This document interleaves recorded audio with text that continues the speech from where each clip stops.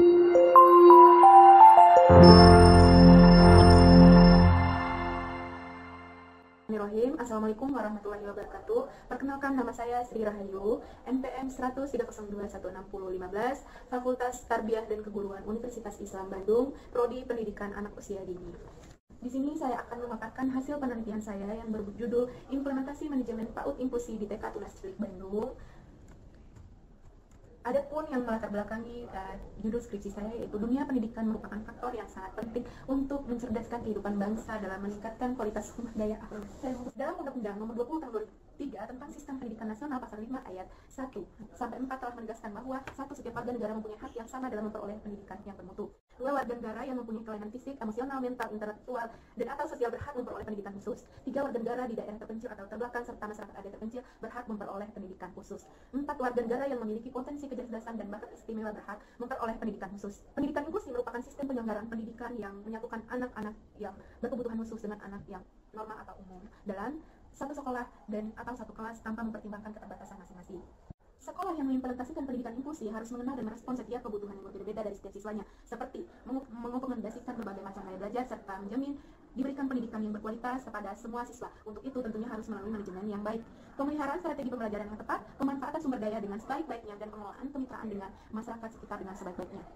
Adapun lembaga PAUD inklusi yang berkembang saat ini masih belum memenuhi komponen manajemen sekolah inklusi yang tepat karena kurangnya aspek sekolah. Dari hasil latar belakang yang saya uraikan tadi, saya mengambil rumusan masalah, yaitu bagaimana implementasi manajemen PAUD inklusi di TK Tunas Cilik Bandung. Adapun pertanyaan penelitian, bagaimana pengelolaan program pembelajaran PAUD inklusi di TK Tunas Cilik Bandung, bagaimana pengelolaan tenaga pendidik dan pendidikan PAUD inklusi di TK Tunas Cilik Bandung, bagaimana pengelolaan sarana prasarana PAUD inklusi di TK Tunas Cilik Bandung, bagaimana pengelolaan pembiayaan PAUD inklusi di TK Tunas Cilik Bandung, bagaimana pengelolaan kesiswaan inklusi di TK Tunas Cilik Bandung. Adapun metode penelitian, pendekatan penelitian ini menggunakan penelitian deskriptif dengan pendekatan kualitatif. Data dan sumber data yaitu data primer dan data sekunder. Teknik dan prosedur pengumpulan data yaitu wawancara, observasi, dan dokumentasi.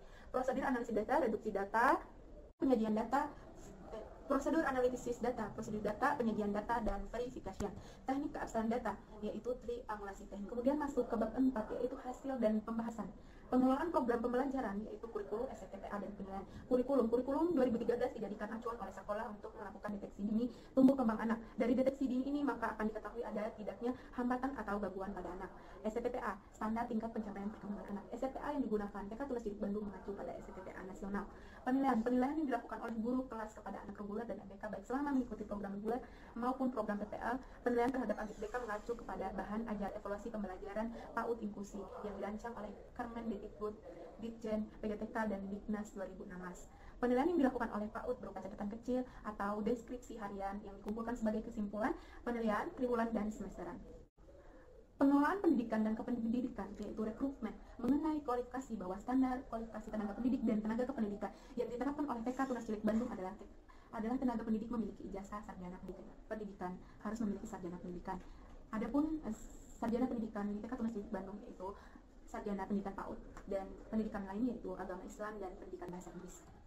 Pembinaan. Setelah rekrutmen, guru diarahkan untuk mengikuti pembinaan selama 3 bulan yaitu magang. Guru juga diikut sertakan dalam pelatihan-pelatihan, seminar, workshop. Guru selalu diberi arahan mengenai pendidikan inklusi, bagaimana kelas inklusi. Pemberhentian dan pemensiunan. Mengenai pemberhentian dan pemensiunan di TK Tunas Cilik Bandung, itu pengajuan pemberhentian hubungan kerja ada 2 yaitu diajukan sendiri dan diajukan oleh pihak sekolah.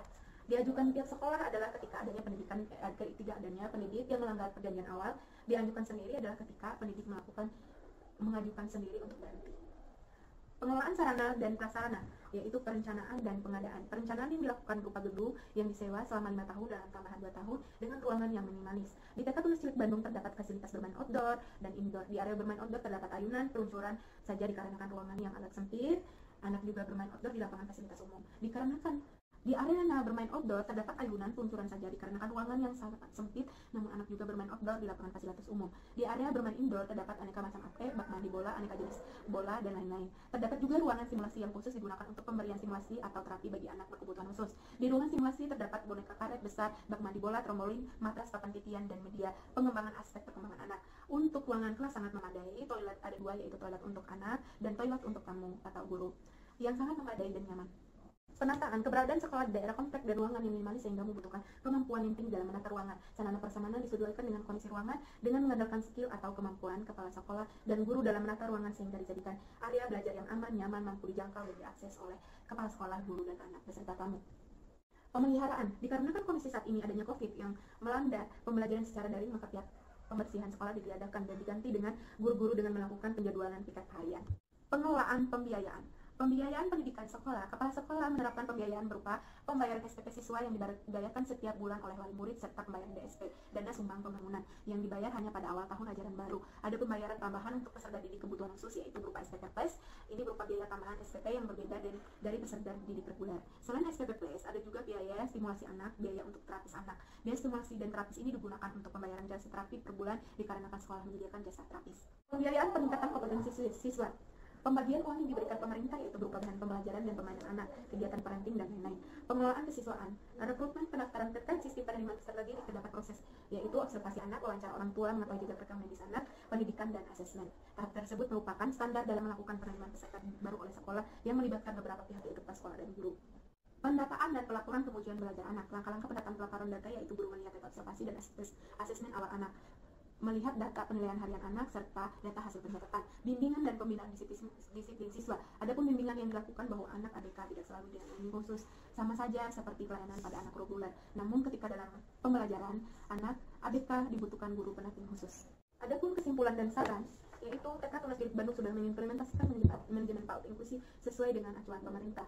Sarannya, diharapkan sekolah memenuhi kebutuhan ruangan bermain yang luas dan fleksibel sesuai dengan pendidikan inklusi, karena anak belajar sambil bermain dunia anak usia dini bermain. Diharapkan pihak sekolah kedepannya mampu merekrutmen tim ahli tetap di sekolah seperti terapi, psikolog anak, atau tim medis anak untuk mengoptimalkan pelaksanaan pendidikan inklusi.